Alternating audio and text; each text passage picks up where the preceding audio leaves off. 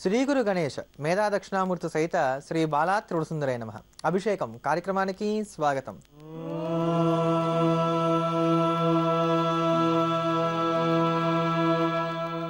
నీలాంజన సమాభాసం రవిపుత్రం యమాగ్రజం ఛాయా మార్తాండ సంభూతం తన్నమామి శనీశ్వరం. మనిషికి జీవితంలో అనేకమైనటువంటి కోరికలు ఉంటూ ఉంటాయి. మంచి ఇల్లు కట్టుకోవాలి, చక్కటి వివాహం జరగాలి, సత్సంతానం కావాలి, జీవితంలో బాగా వృద్ధిలోకి రావాలి, ఇలా అనేకమైనటువంటి కోరికలు ఉంటూ ఉంటాయి. ఇటువంటి ఈ కోరికలన్నీ కూడా నెరవేర్చుకోవడానికి, అదే ప్రకారంగా వివాహం కాక ఆలస్యం అవుతున్నప్పుడు ఆ వివాహం ఎప్పుడవుతుందో తెలుసుకోవడానికి, త్వరితగతిన వివాహాన్ని జరిపించుకునేందుకు గాను వీలును కల్పించుకోవడానికి గాను ఉపకరించేటువంటి ఒక భవ్యమైనటువంటి క్షేత్రం ఉంది. ఆ క్షేత్రం ఎక్కడుంది, ఆ క్షేత్రానికి ఎలా చేరుకోవాలి, అక్కడ మనం పాటించవలసినటువంటి పరిహార క్రియలు ఏమిటో ఈరోజు కార్యక్రమం చివరిలో క్షేత్ర విభాగంలో తెలుసుకుందాం. ఈరోజు అనంత పద్మనాభ చతుర్దశి వ్రతం. ఈ అనంత పద్మనాభ వ్రతాన్ని భాద్రపద మాసంలో వచ్చేటువంటి పౌర్ణమికి ముందు ఉన్నటువంటి చతుర్దశి తిథి నాడు నోచుకోవాలి అని చెప్పని మనకి వ్రతకారులు తెలియజేసి ఉన్నారు. ఇది 14 సంవత్సరాల పాటు సుదీర్ఘంగా చేయవలసినటువంటి వ్రతం. కొంతమంది ఆజన్మాంతం కూడా చేస్తారు. ఈ వ్రతాన్ని ఇంట్లో ఆనవాయితీ ఉంటేనే నోచుకోవాలి అనేటువంటి ఒక నానుడి కూడా ఉంది. కానీ ఎవరికైనా సరే కష్టం కలిగి ఈ వ్రతాన్ని నోచుకోవాలనుకున్నట్లయితే కనుక ఎవరింట్లో అయినా వెళ్ళి ఈ వ్రతాన్ని చేసుకుంటున్నప్పుడు వారిని అడిగి వారి దగ్గర నుంచి అనంత పద్మనాభ తోరాన్ని తెచ్చుకొని దాని తర్వాత ఈ వ్రతాన్ని ప్రారంభం చేయాలి. ఈ వ్రతాచరణ చేయటం వల్లనే పాండవులు తమకున్నటువంటి కష్టానంతా కూడా పోగొట్టుకొని సామ్రాజ్యాన్ని పొందారు అని చెప్పని మనకి ఈ వ్రతకథ తెలియజేస్తూ ఉన్నది. అంతటి భవ్యమైనటువంటి వ్రతం అనంత చతుర్దశి వ్రతం. ఈ వ్రతాన్ని ఆచరణ చేయటం వలన ఖచ్చితంగా ఇహంలో మనకు కావలసినటువంటి సమస్తమైనటువంటి సుఖ సంపదలను పొందడానికి, పరమందు మోక్షాన్ని కైవల్యాన్ని పొందడానికి కూడా ఆస్కారం ఏర్పడుతుంది అని చెప్పని వ్రతరత్నాకరాది గ్రంథాల్లో ఈ వ్రతాన్ని గురించి చాలా భవ్యంగా గొప్పగా మనకి తెలియజేసి ఉన్నారు. అంతటి మహత్వపూర్ణమైనటువంటి రోజు ఈరోజు. సర్వవ్యాపకమైనటువంటిది పరమాత్మ చైతన్యమే తప్ప తతిమాది ఏదీ లేదని, ఏకమేవా ద్వితీయం బ్రహ్మ నాణ్యదస్తి కదాచన అని చెప్పని మనకు ఉపనిషత్తు తెలియజేస్తుంది. అందుకనే చరాచరమైనటువంటి ప్రాణకోటి సమస్తము కూడా భగవత్ స్వరూపమేట. అలా చరాచరమంతా కూడా వ్యాపించి ఉన్నటువంటి పరమాత్మకే నారాయణుడు లేక నారాయణి అనేటువంటి వ్యవహారాలు ఉన్నాయి. పుంరూపంలో కనుక పరమాత్మని మనం ఆరాధన చేసినట్లయితే నారాయణుడని, స్త్రీ రూపంలో కనుక పరమేశ్వరుని మనం ఆరాధన చేసినట్లయితే నారాయణి అని మాత్రమే వ్యత్యాసం వస్తుంది తప్ప తతిమా ఏమీ లేదు. ఇలా సర్వత్రా వ్యాప్తమానమై ఉన్నటువంటి భగవత్ చైతన్యాన్ని దర్శనం చేయడానికి కావలసినటువంటి సూక్ష్మ జ్ఞానాన్ని మనకు అనుగ్రహించేటువంటి స్తోత్రమే నారాయణీ స్తోత్రం.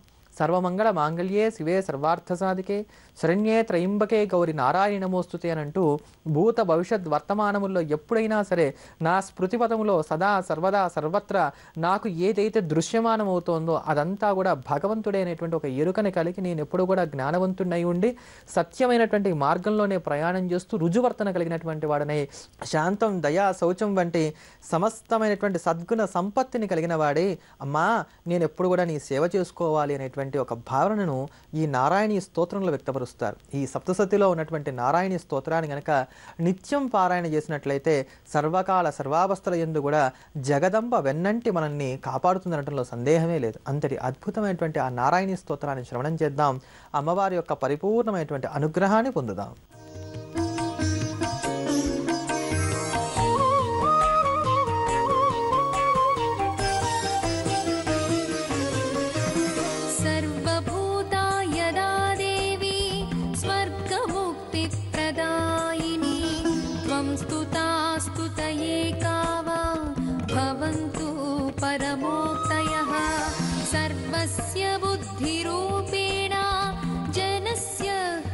संस्थिते स्वर्गापवर्गदे देवी नारायणि नमोस्तुते कलाकाष्ठादिरूपेण परिणामप्रदायिनी विश्वस्योपरतौ शक्ते नारायणि नमोस्तुते सर्वमङ्गलमाङ्गल्ये शिवे सर्वार्थसाधिके शरण्ये त्र्यम्बिके देवी नारायणि नमोस्तुते सृष्टिस्थितिविनाशानां शक्तिभूते सनातनी गुणाश्रये गुणमये नारायणि नमोस्तुते शरणागतदीनार्ता परित्राणपरायणे सर्वस्यार्तिहरे देवी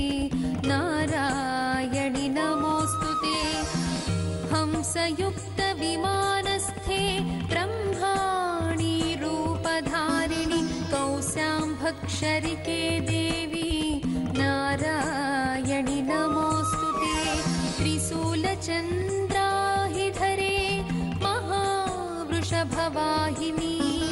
माहेश्वरि स्वरूपेण नारायणि नमोऽस्तु ते मयूरकुक्कुटप्लुते महाशक्तिधरे नघे कौमारी रूपसंस्थाने नारायणि नमोऽस्तु ते शङ्खचक्रगदासाङ्गगृहीत परमायुधे प्रसीद वैष्णवी रूपे नारायणि नमोऽस्तु ते गृहीतोऽग्रमहाचक्रे दंष्ट्रोद्धृतवसुन्धरे वाराहरूपिणी शिवे नारायणि नमोऽस्तु ते नृसिंहरूपेणोग्रेण हन्तुं दैत्यान् कृतोद्यमे त्रैलोक्यत्राणसहिते नारायणि नमोऽस्तु ते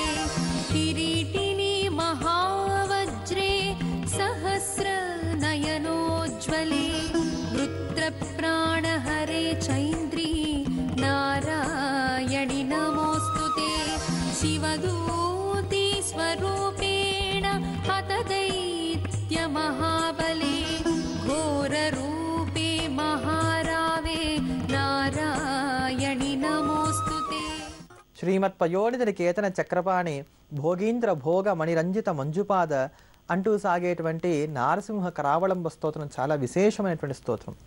ఏదైనా సరే మనకి జాతకంలో కుజదశలు కానీ రాహుదశలు కానీ నడుస్తున్నప్పుడు ఈ స్తోత్రాన్ని నియమం తప్పకుండా పారాయణ చేస్తూ వచ్చినట్లయితే ఆ కుజ రాహు దోషాల వల్ల వచ్చేటువంటి ఇబ్బందులన్నీ కూడా తొలగిపోతాయి. అలా కాక మనకి శరీరం మీద ఏదైనా పుండు వచ్చింది, ఆ పుండు అంతకే మానట్లేదు, అప్పుడైనా సరే ఈ నారసింహ కరావళంబ స్తోత్రాన్ని కనుక నిత్యం పారాయణ చేస్తూ వచ్చినట్లయితే అటువంటి పుండ్లు ఏవైతే ఉన్నాయో త్వరగా తగ్గిపోవడానికి కానీ ఆస్కారం ఏర్పడుతుంది. ఏదైనా ఆపరేషన్స్ జరిగినాయి, ఈ ఆపరేషన్స్ జరిగిన తర్వాత మనం కోలుకోవడానికి కానీ వ్యవధి పడుతుంది. ఆ సందర్భంలో కూడా ఈ నారసింహ కరావళంబ స్తోత్రాన్ని కనుక పారాయణ చేస్తూ వచ్చినట్లయితే ఇన్ఫెక్షన్స్ లాంటివి ఏవి కూడా దరిచేరకుండా త్వరగా మనం కోలుకోవడానికి కానీ అవకాశం ఉంటుంది. అంతటి భవ్యమైనటువంటి స్తోత్రం నారసింహ కరావళంబ స్తోత్రం.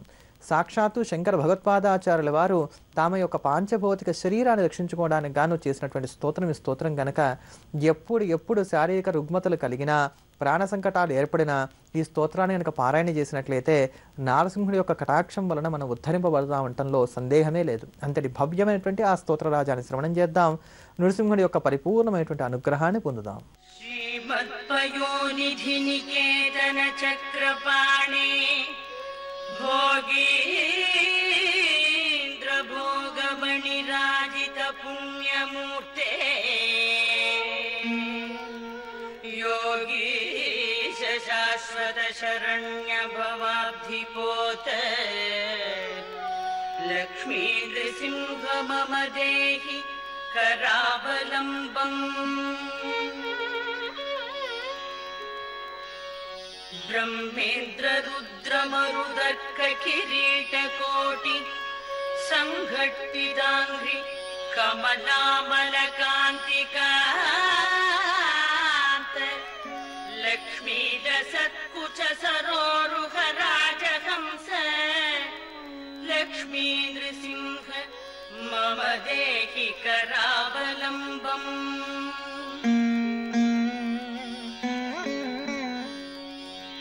संसारदावदघनाकर भीकरो ज्वालावलीभिः अधिदत्त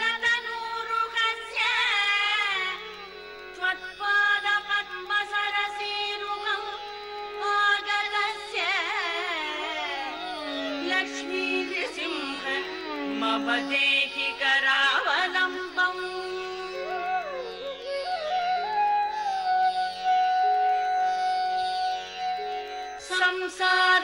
संसारजालपतितस्य जगन्निवास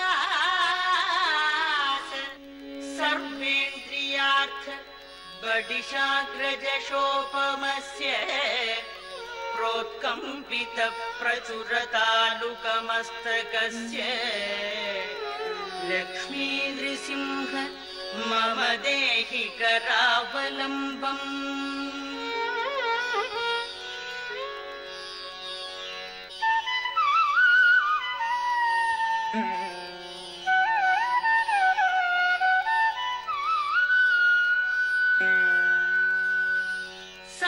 संसारकूपम् अतिघोरमघातमूलम् सम्प्राप्य दुःखशतसर्पसमाकुलस्य दीनस्य देवकृपया पदमागतस्य लक्ष्मी नृसिंह मम देहि करावलम्बम् संसारभीकरकरीन्द्रकराभिघात निष्पीड्यमानवपुषः सकलार्तिनाश प्राणप्रयाण भवभीतिसमाकुलस्य लक्ष्मी नृसिंह मम देहि करावलम्बम् नमस्ते शरण्ये शिवे सानुकंपे नमस्ते जगद्व्यापिके विश्वरूपे నమస్తే జగద్వంద్య పాదారవిందే నమస్తే జగత్తారిణి త్రాహి దుర్గే అంటూ సాగేటువంటి దుర్గా ఆపదుద్ధారక స్తోత్రం నిజంగానే సమస్తమైనటువంటి ఆపదల్లో నుంచి కూడా మనం రక్షించేటువంటి స్తోత్రం.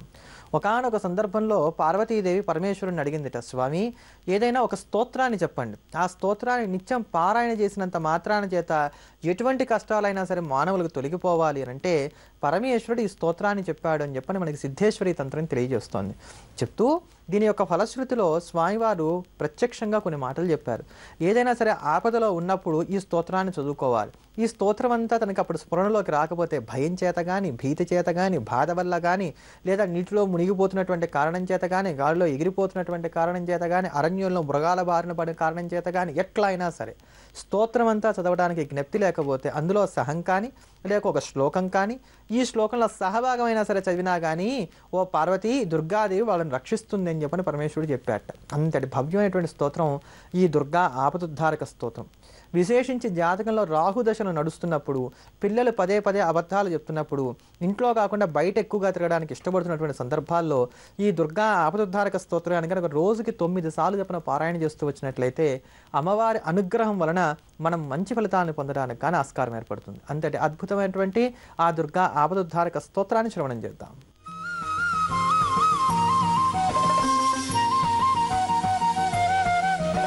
नमस्ते शरण्ये शिवे सानुकंपे नमस्ते जगद्व्यापिके विश्वरूपे नमस्ते जगद्वन्द्य पादारविन्दे नमस्ते जगत्तारिणि त्राहि दुर्गे नमस्ते जगच्चिन्त्यमानस्वरूपे नमस्ते महायोगि विज्ञानरूपे नमस्ते नमस्ते सदानन्दरूपे नमस्ते जगत्तारिणि त्राहि दुर्गे अनाथस्य दीनस्य तृष्णातुरस्य भयार्तस्य भीतस्य बद्धस्य जन्तोः त्वमेका गतिर्देवि निस्तारकर्त्री नमस्ते जगत्तारिणि त्राहि दुर्गे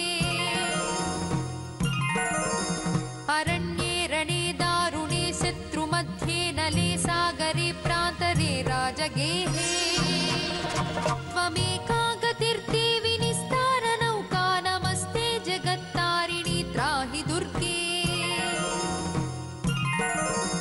अपारे महादुस्तरेत्यन्तघोरे विपत्सागरे मज्जतां देहभाजा त्वमेका गतिर्देवि निस्तारहेतुर्नमस्ते जगत्तारिणि त्राहि दुर्गे नमश्चण्डिके चण्डदुर्दण्डलीला समुत्खण्डता खण्डिता शेषशत्रो त्वमेका गतिर्देवि निस्तारबीजं नमस्ते जगत्तारिणि त्राहि दुर्गे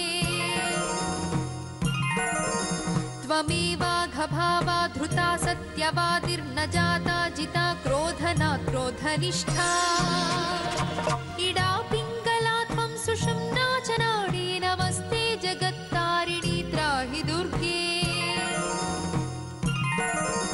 नमो देवि दुर्गे शिवे भीमनादे सरस्वत्यरुद्धतमो सुखस्वरूपे विभूतिः सचीकालरात्रिः सतित्वं नमस्ते जगत्तारिणि त्राहि दुर्गे शरणमसि सुराणां सिद्धविद्याधराणां मुनिमनुजपशूनां दस्युभिस्त्रासितानां नृपतिगृहगतानां व्याधिभिः पीडितानां त्वमसि शरणमेका देवी दुर्गे प्रसीद. శంకర భగవత్పాదాచార్యుల వారు మనకు అనుగ్రహించినటువంటి సౌందర్యలహరి స్తోత్ర వైశిష్ట్యాన్ని మనం తెలుసుకుంటున్నాం కదా. ఆ క్రమంలో ఈ రోజున సౌందర్యలహరిలో ఉన్నటువంటి 44వ శ్లోక వైశిష్ట్యాన్ని గురించి తెలుసుకుందాం. తనోతు క్షేమం అంటూ సాగేటువంటి ఈ శ్లోకం చాలా భవ్యమైనటువంటిది. ఇది అమ్మవారి యొక్క పాపిటని వర్ణించేటువంటి శ్లోకం. ఈ శ్లోకంలో అమ్మవారి యొక్క పాపిటని చాలా భవ్యంగా వర్ణిస్తారు. అమ్మవారి పాపిటకు అటుపక్క ఇటుపక్క ఏముంటాయి? నల్లగా ప్రకాశిస్తున్నటువంటి ముంగురులు ఉన్నాయి. ఈ ముంగురులన్నీ కూడా చీకటిగా ఉండేటువంటి కిరణాలుగా భావన చేసుకున్నట్లయితే చీకటిలో నుంచి ఉదయించేటువంటి సూర్యకిరణ రేఖ ఎలా ఉంటుందో అలా అమ్మవారి యొక్క పాపిట ఉందిట. ఆ పాపిటని కనుక ధ్యానం చేస్తూ ఉన్నట్లయితే మన మనస్సులో ఉండేటువంటి సమస్తమైనటువంటి అంధకారాలు తొలగిపోతాయని అంటారు శంకర భగవత్పాదాచార్యుల వారు ఈ శ్లోకంలో. ఈ శ్లోకాన్ని 100 రోజుల పాటు క్రమం తప్పకుండా ఎవరైతే రోజు కూడా 1000 సార్లకి తక్కువ కాకుండా జపం చేస్తూ అమ్మవారికి తేనె నైవేద్యంగా పెడతారో వారికి ఎటువంటి కష్టాలున్నా ఎటువంటి బాధలున్నా తొలగిపోతాయి అని చెప్పని దీనికి ఫలశ్రుతిగా తెలియజేశారు. అందుకనే ఈ తనోతు క్షేమ అనబడేటువంటి శ్లోకాన్ని రోజు కూడా 1000 సార్లకి తక్కువ కాకుండా పారాయణ చేసినట్లయితే కనుక ఎటువంటి కష్టంలో నుంచైనా సరే బయటపడడానికి కానీ ఆస్కారం ఏర్పడుతుంది. అంతటి భవ్యమైనటువంటి ఆ శ్లోకాన్ని శ్రవణం చేద్దాం. అమ్మవారి యొక్క పరిపూర్ణమైనటువంటి అనుగ్రహాన్ని పొందుదాం. తనోతు క్షేమం నస్తవ వదన సౌందర్యలహరీ పరివాహ స్రోత సరణిరివ సీమంత సరణి వహంతి సింధూరం ప్రబలగబరీ భారతిమిర ద్విషాం బృందైర్వందీకృతమివ నవీనార్కకిరణం. సుదీర్ఘమైనటువంటి జీవన ప్రయాణంలో అందరికీ కూడా ఖచ్చితంగా కావాల్సినటువంటిది వివాహం. వివాహం అవ్వటం, వివాహం అయిన తర్వాత ఆనందంగా జీవించడం, ఒక మంచి ఇల్లు కట్టుకోగలగడం, చక్కటి సత్సంతానాన్ని కలిగి ఉండటం, ఇట్లా మనిషికి అనేకమైనటువంటి కోరికలు కలుగుతూ ఉంటాయి. ఇటువంటి కోరికలన్నీ కూడా తీర్చుకోవడానికి కానీ ఉపకరించేటువంటి చింతామణి లాంటి క్షేత్రం ఒకటి ఉంది. ఆ క్షేత్రం సాక్షాత్తు కర్ణాటక రాష్ట్రంలో ఉన్నటువంటి మంగళూరుకి దగ్గరలో ఉన్నటువంటి కడపాడులో ఉంది.